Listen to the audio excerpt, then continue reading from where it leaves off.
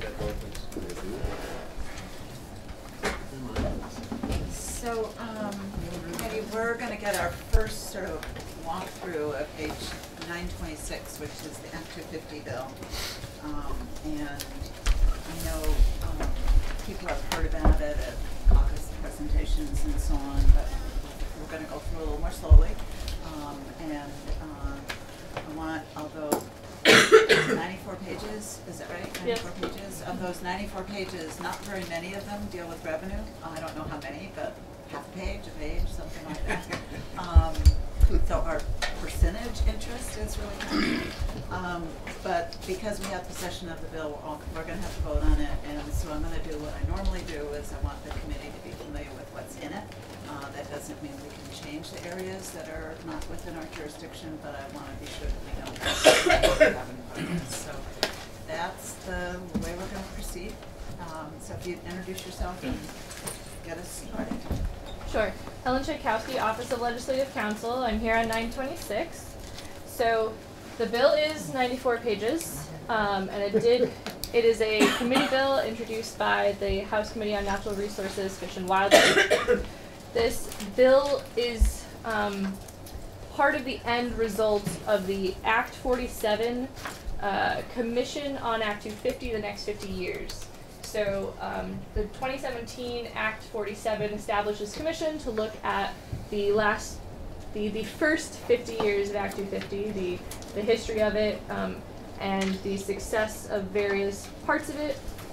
And it also was looking specifically at how climate change could be addressed in Act 250. So the commission spent time digging into Act 250 and then made a number of recommendations for changes that should be made to Act 250. So House Natural Resources started with those recommendations and proposed legislation, and then spent the last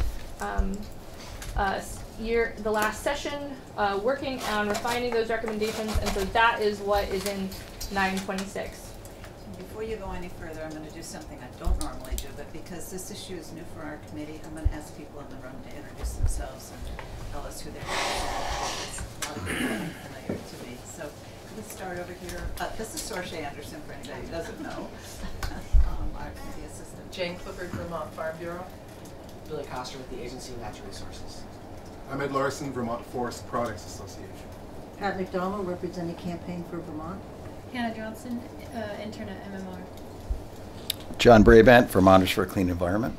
Peter Walk, Agency of Natural Resources. Patricia Gable, Vermont State Court Administrator. Andrew Brewer with Downs Ragland Martin. Austin Davis, Government Affairs Manager, Lake Champlain Regional Chamber of Commerce. Kevin McCallum, reporter with 7 Days newspaper. Elizabeth Bushy, Vermont Chamber of Commerce. Sorry, could you speak up? Elizabeth Bushy, Vermont Chamber of Commerce. She didn't hear you. Could you try it again? Vermont Chamber of Commerce. Thank you. Yeah, thank you. Deborah Carroll, Department of Taxes. Ed Stanek, retired guy. Michael Snyder, Forest Parks and Recreation. Thomas Weiss, resident of Montpelier. Emma Scholdice with William Scholdice and Associates. And I'm intern with the Transportation Agency. And just so people know, there's a blower that runs back here all the time, so it's actually a little hard to hear back here. So, all right, thank you. Thank you, everybody. Appreciate it. All right, so there are a lot of different categories of changes in H926. So what I have made is this chart that I think all the committee members have that sort of have the broad overview of what each change does, and then we also all have the bill. And the bill, yes. So I'm going to start walking through the chart though on the broad categories of changes. It has the page number for the specific language as well as the citation. So to start, the first couple of changes in the bill relate to the capability and development plan. So this is a thing that was required in the original Act 250 and then was adopted in 1973 findings. And so one of the Commission on Act 250's recommendations was that the capability and development plan be updated to include references to greenhouse gas emissions and climate change, as well as adding ecosystem protection into it. So this is one of the tools used to guide the interpretation of Act 250. The next change adds a purpose section to Act 250, the statute. So adding a section 6000 to explicitly reference the capability and development plan that I just mentioned, as well as referencing the goals of municipal and regional planning.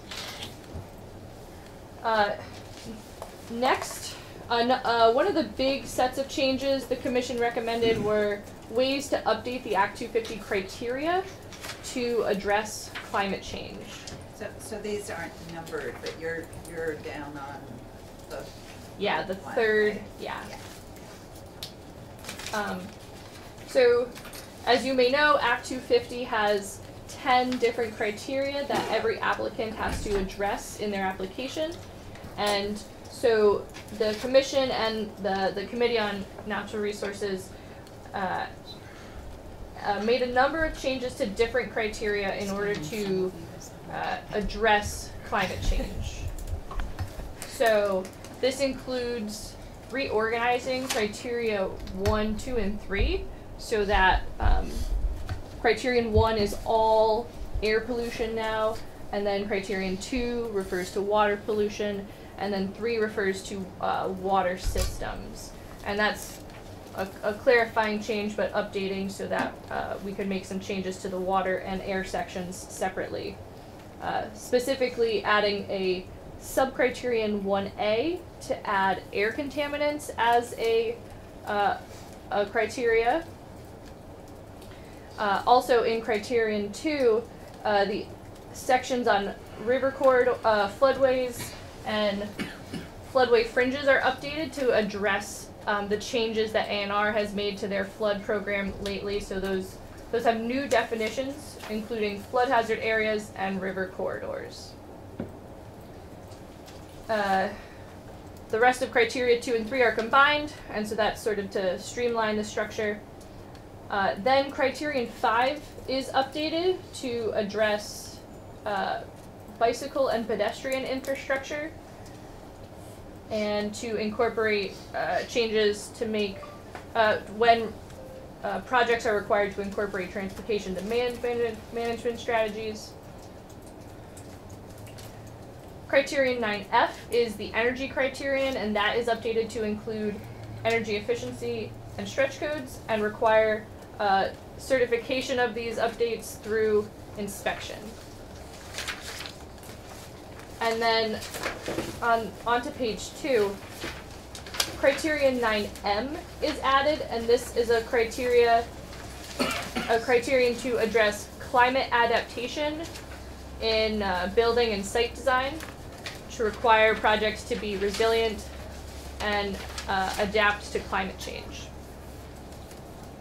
So those are the large group of changes related to having the criteria more clearly address climate change.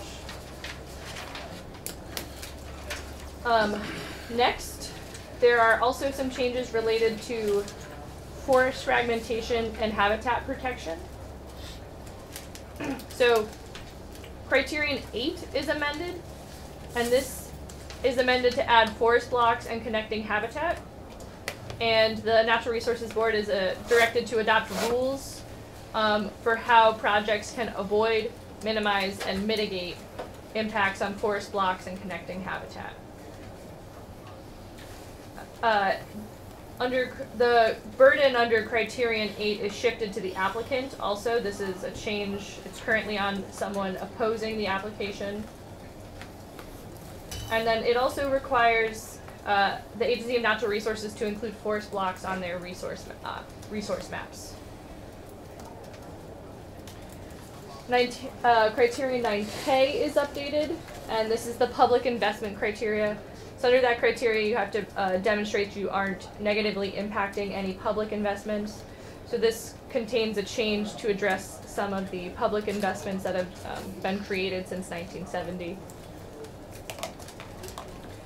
Next, there's some changes to municipal and regional planning. Regional plans have to be approved as consistent with the statutory planning goals, and the plans will have to be approved by the Natural Resources Board. Also, there's changes in Criterion 10 that clarifies that regional plans apply to a project if they meet the same standard of specificity applicable to statutes. Municipal plans are required to be consistent with the statutory planning goals in order to be used, and this allows them to be used in Criterion 10. So that is onto I'm now on page 3. So they will have to be approved and obtain that approval from the Regional Planning Commission. So the next big set of changes is in this sort of category of changes to jurisdiction. So there's an attempt to balance lowering jurisdiction and raising jurisdiction. So the bill exempts designated downtowns and neighborhood development area from Act 250 jurisdiction, and it also increases jurisdiction over interstate interchange areas. It adds a new road rule, so roads can trigger Act 250 jurisdiction, and then it also lowers the elevation threshold from 2,500 feet to 2,000 feet.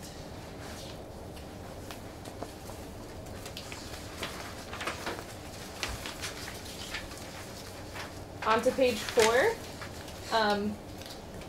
The Agency of Natural Resources Rivers Program is amended, and it requires ANR to create a permit system for highest priority river corridors.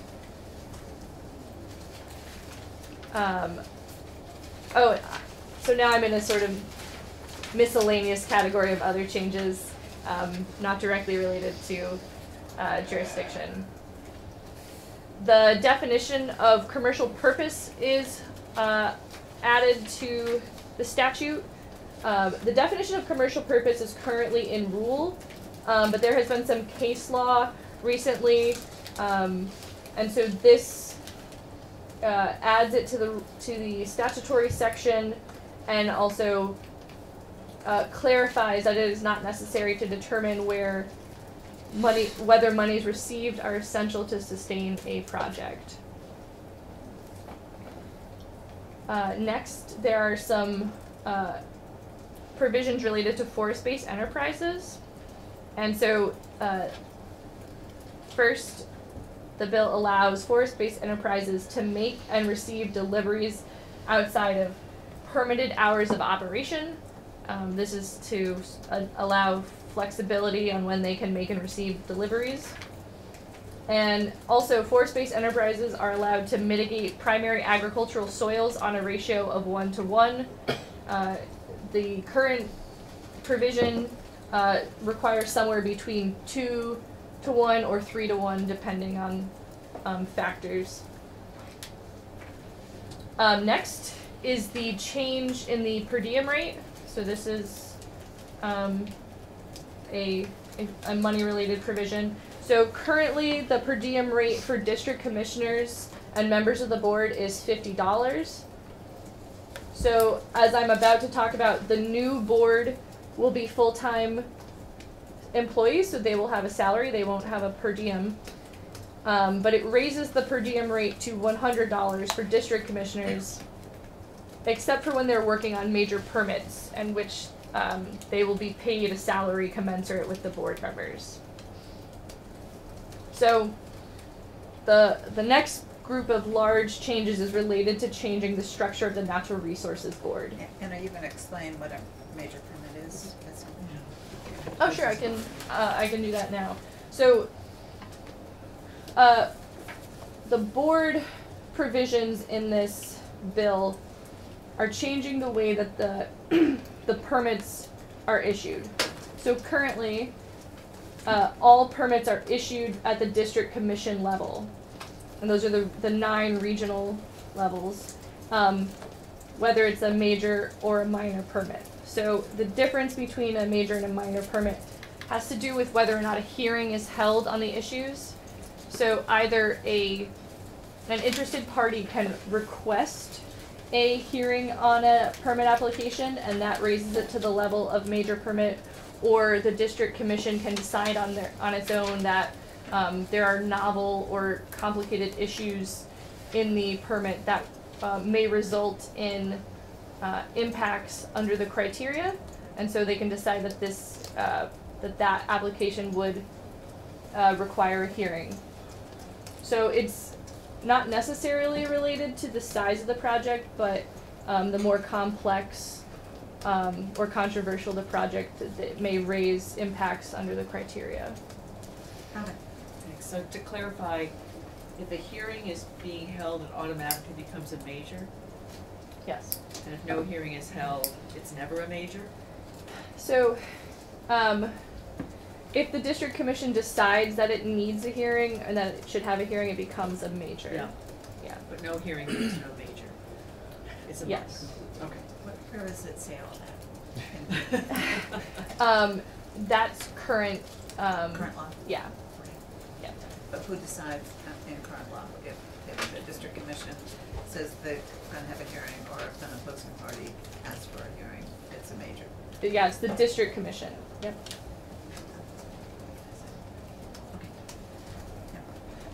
So under this bill, the district commissions would still issue minor permits, but the new board would issue the major permits. So the board will be made up of 3 full-time employees, and those are people who are going to be nominated and appointed in the manner of a superior judge. So the judicial nominating board will nominate the board members, and the governor, with the advice and consent of the Senate, will appoint them, and they will have 4-year terms.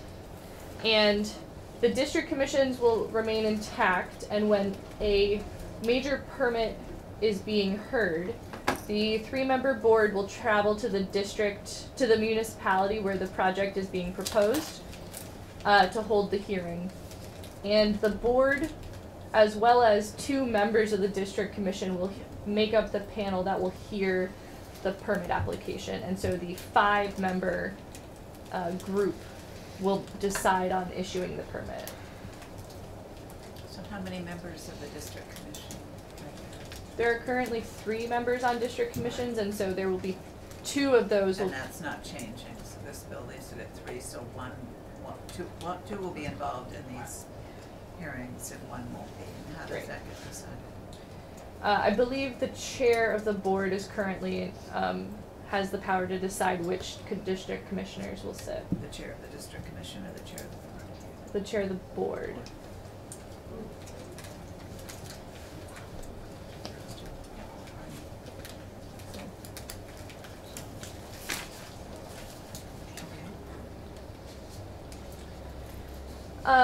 So appeals of Act 250 permit decisions will go to the Supreme Court. Currently, appeals go to the environmental court, the environmental division of the Superior Court. So we're taking away a level of appeal and having it go straight to the Supreme Court. And what's the environmental division of the Superior Court going to be doing?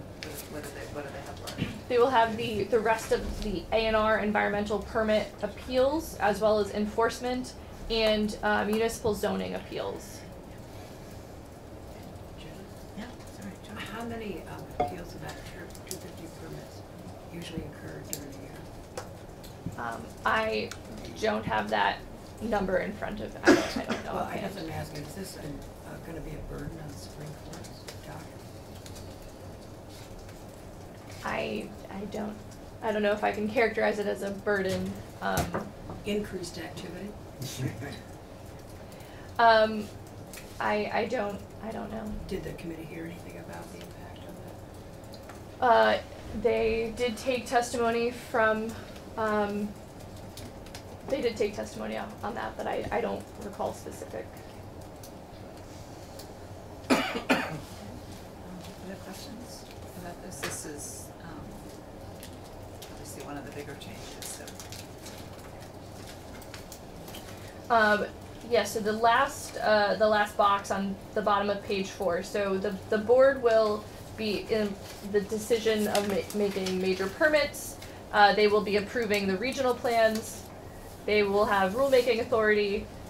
They will hear petitions to revoke permits, as well as petitions to release properties from jurisdiction, which is a new provision in this bill that I will talk about shortly.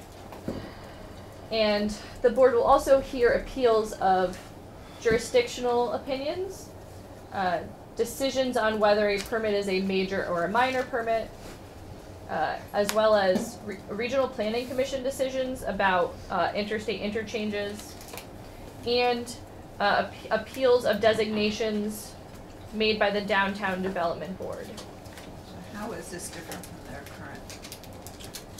current? So currently, the Natural Resources Board primarily oversees the district commissions and has rulemaking authority, and that's their, as well, I think they have a few, they have some other, they're a statutory party to permit appeals,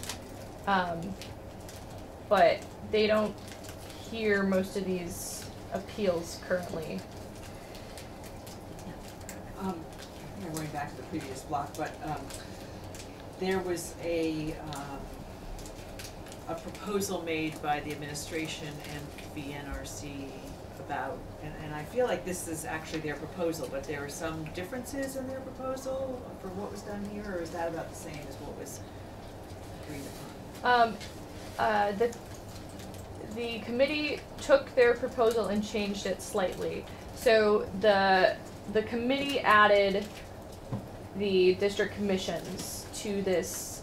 So the joint proposal from the administration and BNRC originally had the board issuing permits and reconfiguring the districts so that there would be fewer districts, but also their only responsibility would be to join the board. So it's similar in that it did have the district commissioners sitting in as the regional representation on permit, but they wouldn't have any other tasks. They would no longer be issuing minor permits, and they originally had them only voting on their vote would be to establish the questions of fact in the permit application, and so this bill has them as a sort of full voting member on the panel making the permit decision. So the district commissions that are there stay intact. Yes. And 3 and then 2 will go as needed to the majors. Yes. Yeah.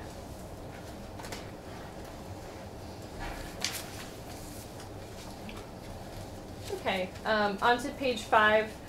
So I touched on this. The environmental court will still hear A&R appeals, enforcement cases, and local zoning appeals. The next change allows for bill-back authority. So the Natural Resources Board, as well as the other state agencies, can bill applicants for staff time spent on applications, as well as for hiring outside experts during the application process. So is that current law, or is that new? That's new. So there isn't any bill-back authority right now? Currently, A&R can bill back for some staff time, but this is A&R can. Yeah. Yep. I'm trying to find it.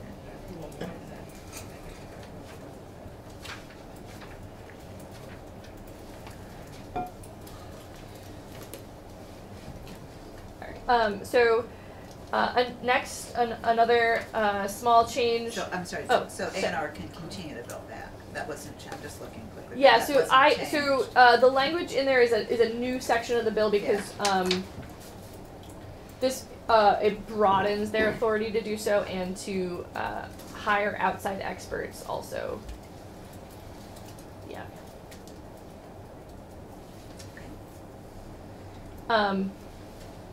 Next, the NRB is now allowed to dismiss applications without prejudice if an applicant doesn't respond to inquiries within 6 months, So that's a new procedure. Next, there is a new pre-application process. So this requires applicants to submit their proposed plans 30 days before they file their application. And this will allow the district commissions to host a public meeting on the project, as well as have the applicant receive feedback on the project from the regional and municipal planning commissions. So that's going to be sort of a scoping process. And that's all new? Yes. There's nothing like that now? Yeah. Next, Act 250 fees.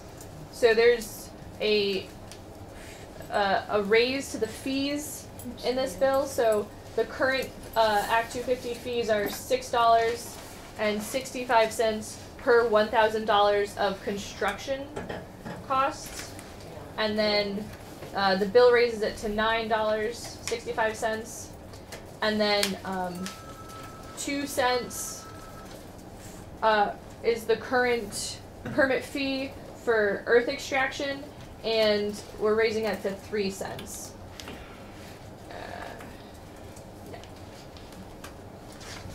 So is there information about how those fees were developed? There was a proposal in the bill from the committee received testimony that the fees hadn't been raised in 5 years, and so there was a proposal to originally allow a $3 increase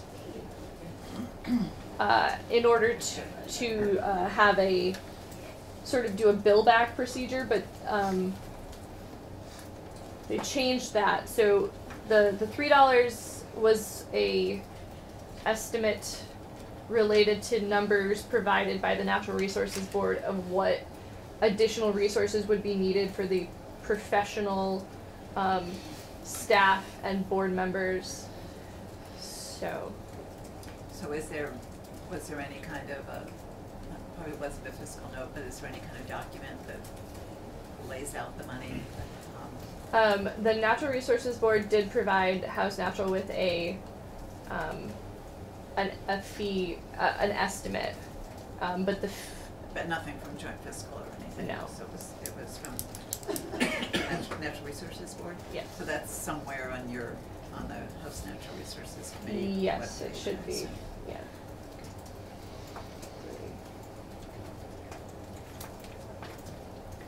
So this is all earth extraction?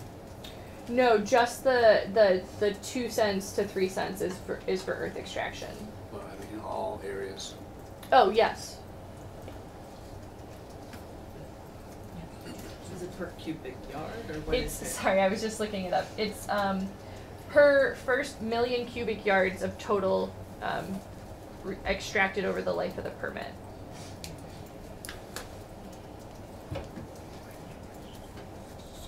It's currently 2 cents per million cubic yards.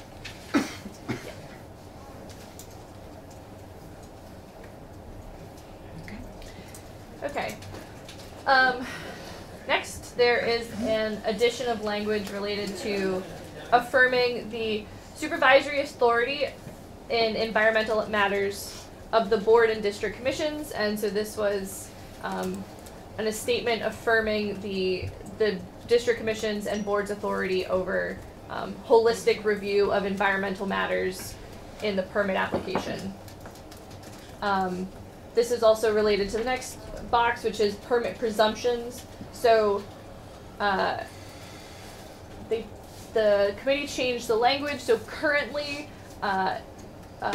permits from the Agency of Natural Resources and other state agencies can be given a rebuttable presumption to be used as evidence in a permit application. And currently, in order to receive that presumption, the NRB has to update its rules granting a permit of presumption, and so the language was changed so that all existing permits from other agencies will be given the rebuttable presumption. But the the bill also lowers the standard for rebutting a presumption, which can be a high bar for opponents. Next, slate quarries. So the only change in the bill related to slate quarries requires that slate quarries be added to the A&R Natural Resources Atlas.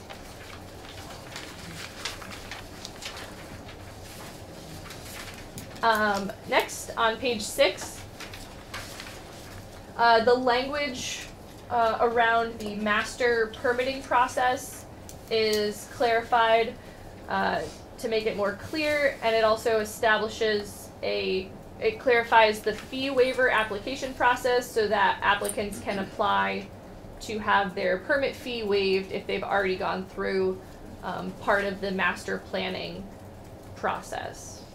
And that's when an entity goes through a large planning process, like for a ski resort or a large development where there are multiple phases.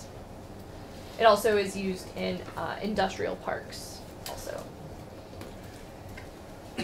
Next, the bill creates a process by which property can be released from Act 250 jurisdiction. So it sets up so that if currently under law, Act 250 permits exist in perpetuity. So once you receive your permit, you are always under Act 250 jurisdiction. So this allows that if you can apply to have your permit extinguished if your property has a change of use than what it originally received a permit for. Next, there is a study required by the Natural Resources Board and the Agency of Commerce and Community Development to look at the capability and development plan and how it should be updated and incorporated into Act 250, and how the capability and development plan maps should be created and used. Next, there is a section about environmental justice. So there's a new criteria under Act 250. It will be criterion 9N, which would require that a project not disproportionately impact any one group. And also, there is a racial equity study to be performed by the Executive Director of Racial Equity, the Racial Equity Advisory Panel, and the Human Rights Commission to conduct a review of the processes, procedures, and language of Act 250 to assess the extent to which Act 250 has contributed to adverse impacts on racial equity and diversity within the state.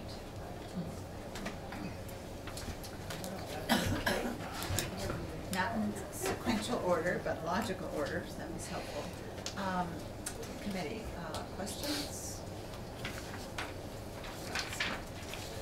This district board that meets and they invite in the 2 district commissioners, is that board, their decision is by a majority vote? Yes. And a yes from either of the district commissioners, one or both is not required. Is that true? It's a majority vote, so 3. So 3 board members could vote yes, and the 2 district commissioners could vote no, and yes. Green light. Okay. Yes. Thank you. Just if I could go back to 2 points. One, was there testimony? Does anybody have a sense as to whether there will be a shift in the proportion of minors versus majors, given that the intermediate review that isn't in the current law is disbanded and off it goes straight to the Supremes if it's a major? My understanding was it was like a half a dozen a year that ended up on the docket of the Supreme Court.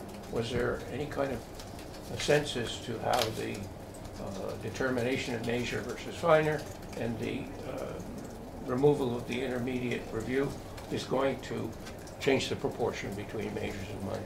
So appeals of minor permits will go to the Supreme Court also. So it's an appeal of any kind of permit. So I don't. Sure, it'll go up. That's what we said here. Yeah. So I don't. think we heard specifically that. Other questions, committee members have, Jim? Was there any consideration of who can appeal to the Supreme Court? Pro se, for example, on things? Any change in that? Not change.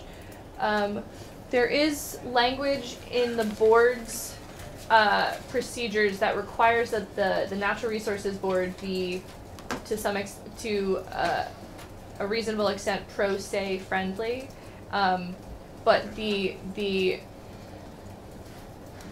people who are allowed to appeal by statute hasn't changed. Okay, so if I'm a party and I'm pro se, I can still appeal? Yes. Thank you. Any other questions? All right, Not a now, question? well, great. I'd like to hear, I presume we can hear from people around the room, or not? I have one question for the chair. There's a lot of policy stuff in here, but we're only to deal with money and fees and things like that. That's correct. Our amendment, if we do one, will deal with the money part of it. Thank you. Have as much discussion on the rest of it as Okay, we want. But, just clarifying before we get going. Thank you. Robin and George. Was there any sort of a fiscal note or discussion of how much the proposed increase in fees would be, or do we just say that? I know we'll get. Source of found, there is, I think Ellen said that the Natural Resources Board gave us some information, and sources found that, I'm not gonna go into it just yet, but I see Dan waiting way at the back. Hi. Are you prepared to, are you just listening, or are you prepared with anything? I'm not prepared right now, but it's on my radar. I'm working on it, and I'm Never just listening in. So we'll look at what was given to the committee, and then Dan will do some additional work for us. Great. George. Yeah, so the two sections we'll deal with are the bill back and the Act 250 fees. Is that those are clearly our area. Yeah. And how many permits per year are we talking about this? How many requests? I don't have that number in front of me. I'm assuming the Natural Resources Committee didn't spend an awful lot of time on the fee structure, or am I wrong? Not really. Yeah. Figured we would do it anyway, so might as well not. I'm trying to just look quickly at what it is they had.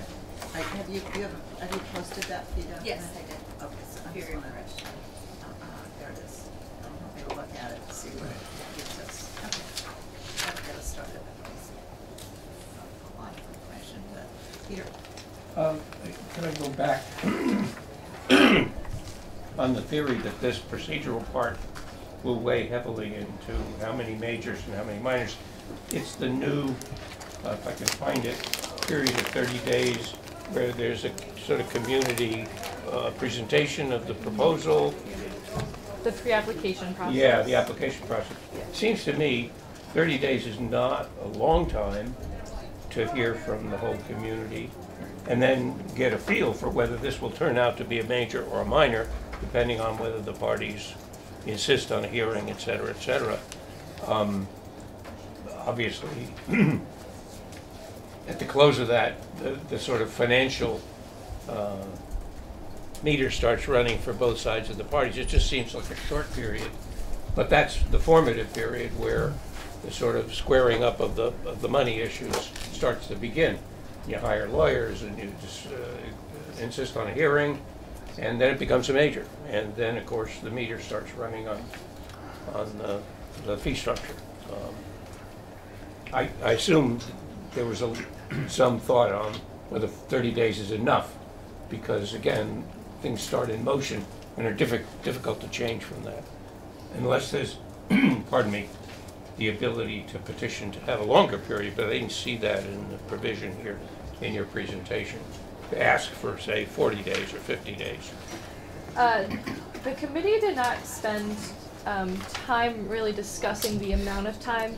This provision is similar to the Public Utility Commission's pre-application process, which is 45 days.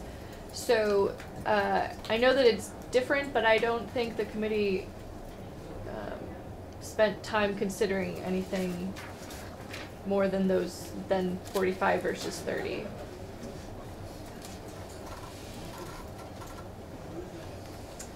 Committee, any other questions? Anyone has? That's the document that is available in terms of the money. It's not got a ton of information on it. I mean, it's gross amounts. The gross amount, you apply a higher percentage to it or something, but it doesn't show the kind of information I think ultimately it is, you know, when were these fees last changed? How many applicants paid them? Where did they fall? There's a lot of information. So I assume Dan is going to work on it. But maybe if Dan could come in and at least hear us. I think see Dan.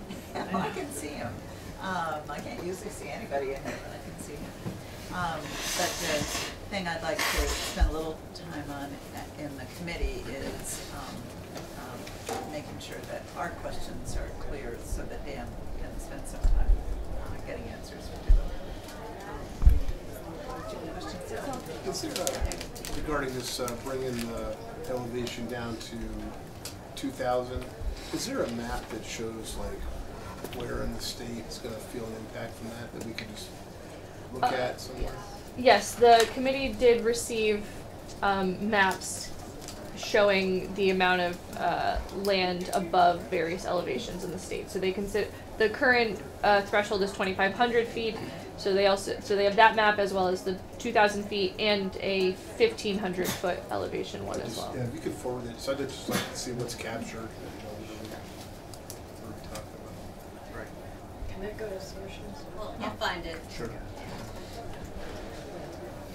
See how easy this is.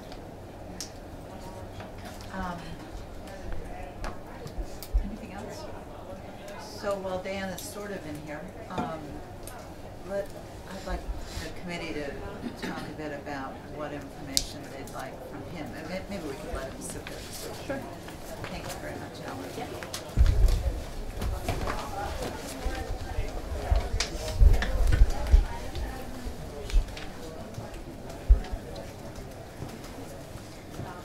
Good afternoon. So, I thought it would be easier to have a conversation about what it is that we need information on. We'll go with this. George. So I'm a little confused looking at the Natural Resources Board Act 250 Special Fund fee analysis versus what's in this chart that we just got. The analysis looks like it says, in terms of extraction of earth, it says analysis an additional 2 cents per cubic yard for the first million earth extraction and an additional 1 cent per cubic yard above the first million. But that's quite what we see here on this side by side, which says 2 cents raising rate from 2 cents to 3 cents. So that, to me, this would be an additional 1 cent, not an additional 2 cents per cubic yard per person. And so I don't expect you to know now. I just want to make sure that when we do this, it's clear what the language actually says. Okay, I believe the language is an additional 1 cent. So I'm not sure if that was just a proposal that they ran that ended up being different with from what the final language is, but I will make sure that this is based on the language. Based on the language that's in the bill right now. Yeah. Yes. Yeah, this is not terribly helpful. Yeah, the Natural Resources Board gave sort of a 2-year picture for permitting activity and then based their proposal on that. And because one of those years was sort of an odd year, if you look back several, I want my analysis to look back several years. get a good idea of what the number is. I did speak with Diane Snelling several weeks ago now, before this final draft came out, and and I sort of wanted to get an idea of fees aside, when you have, when the definition of what is development and what's not development is changing so much, I wanted to get an idea of how is that going to change the permitting activity alone. And that was, so based on that older draft of the bill, she didn't think that, she thought that the changes would sort of net out. I'm not sure how the definitions changed in this draft, but that's a question that I'll try to answer, but I don't know if I will have a great answer for that. I think it's really going to take several years of permitting to understand, all right, how many more projects are getting moved in because of the 2,000 foot threshold, how many more out now because of the downtown areas being exempt. So I'll try to answer that, but the fee, the change in the fee is going to be the more definite answer I can give you. I was just wondering, are you going to put this in sort of the way you always did the fee bill, like the current amount, the increase, and who pays? And if you'd like to see it that way, I can certainly provide it. No, I just thought that would be something we're familiar with, but I'm sure this is going to be more in-depth. I would have leaned more towards the traditional fiscal note format, but I can provide it, and I can provide it both ways if you'd like. Whatever's most helpful for you. Do your way, and then I'll see if I need it. Okay. So, information that we need from Dan. So you mentioned when the fees were last changed. Yep. And the number of applicants for each of the kinds, the cubic yards and the construction costs. And the other piece that is not here is the budget, what the money, why we're raising this amount. And I realize that this isn't the committee that's going to decide on the budget, but obviously we don't raise revenue in the back end. So does that exist somewhere that, it's estimated that, is that somewhere? Can I see it somewhere?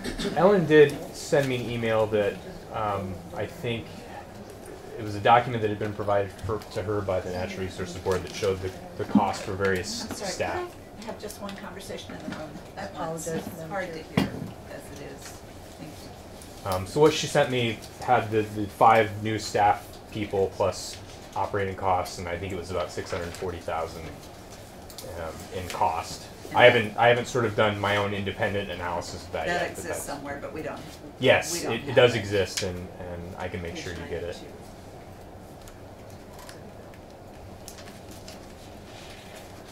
Page 92. 2 of the bill, asset reappropriation. Right, but does it say how many hours and all that kind of stuff? Oh, they were full-time, the 4 full-time people and who they are, and what the sums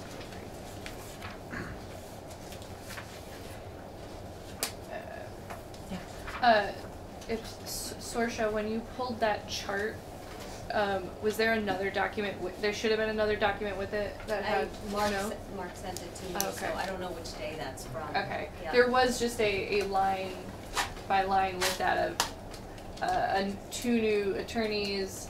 So maybe that's what I saw somewhere. Maybe that's what I saw. Yeah. So, right, and I'm also curious about the bill back language, because we've struggled with that language, with A&R's language, I think, over the years. And I'm just curious what is anticipated from that.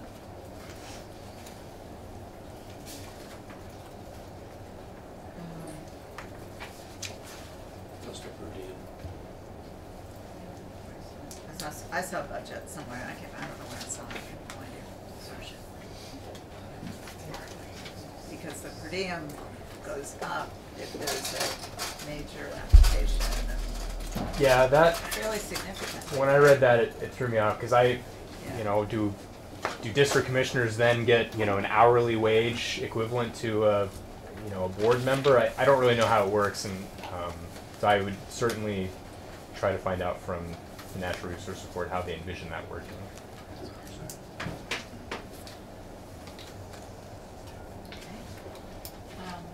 Anything else? It's your chance to ask Dan questions and Ellen. Dan, tell me again what you're gonna bring back on the fees. So I'm going to look back probably 5 years. So I'll try to give you that permit activity, the number of permits that come in, the number of revenue, or the amount of revenue that's raised.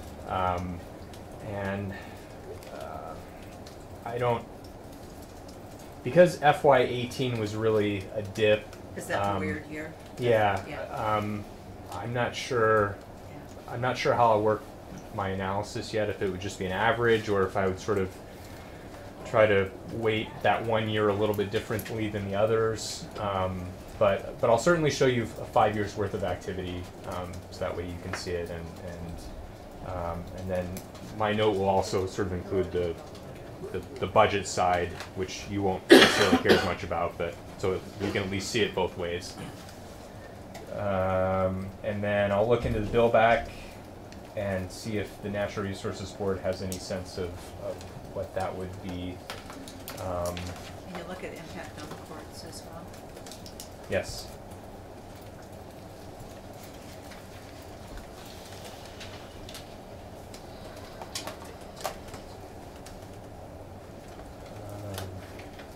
That's what I saw. Yeah, that's what I saw. I don't know where I saw it, but it was ran somewhere.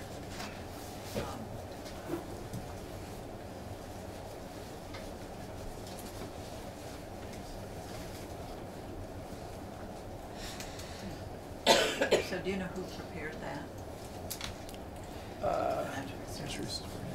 I will say that the two costs for the attorney positions seem a little low to me, but that's just looking at it very briefly. The two staff attorneys, salary and benefits, I think would probably end up being higher.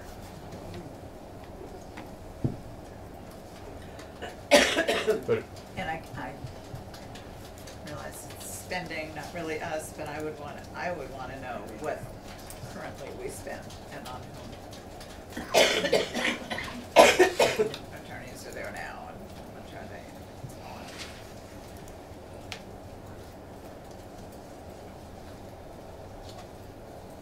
do you just want the whole Natural Resources Board budget for a few years? Okay. I don't know where else to start,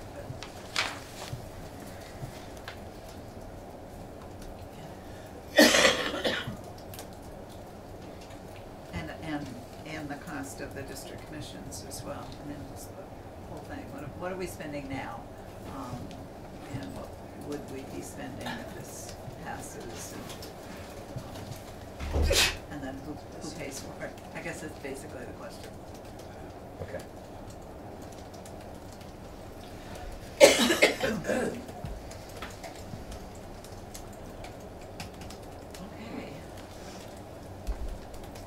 And I know there are people in the room who are interested, and people are interested in testifying. The moment, I'm not going to schedule testimony until we get a little better sense of what we're doing and what our plan is in here. But but the best thing to do is to let Saoirse know that you want to be on the list, and then that'll give me something to work through when I figure out how to get people room to speak. Anything else? No. All right. Thank you. Thank you. Oh, for the record, I'm Dan Dickerson. We haven't seen you this I think I forgot to say that. We did. We haven't seen you this year. It's been a weird year for me. Yeah. Well, always We'll weird try if to you're not make it with more us. interesting. Okay, thanks. Yeah. You're in the way. Thank you, Alan. Be in touch. Thanks.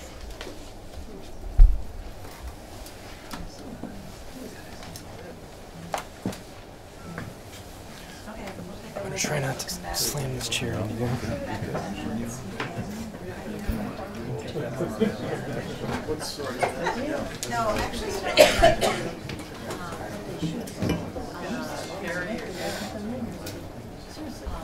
Expect fireworks.